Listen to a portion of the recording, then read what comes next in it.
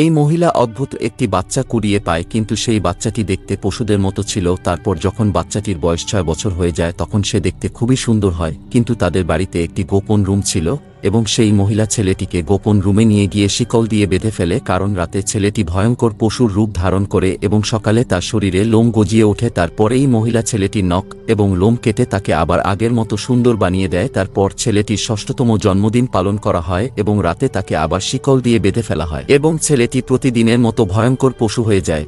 কিন্তু একদিন ছেলেটি জানতে পারে যে এই মহিলাটি তার মা নয়। এরপর মহিলাটি তাকে সবকিছু খুলে বলে, কিন্তু ছেলেটি রেগে গিয়ে তার সাথে খারাপ ব্যবহার করতে থাকে। তাই সে ছেলেটিকে আবার গোপন রুমে বন্দি করে দেয়, কিন্তু ছেলেটি রাতে পালিয়ে যায় এবং আবার ভয়ঙ্কর পশু হয়ে ওঠে। এরপর কি হলো সেটা দেখার আগে এই ছবিটাকে দেখুন। আপনারা কাকে বাঁচাবেন? মাকে বাঁচালে ভিডিওটাকে লাইক করে চ্যানেলটাকে সাবস্ক্রাইব করে নাও।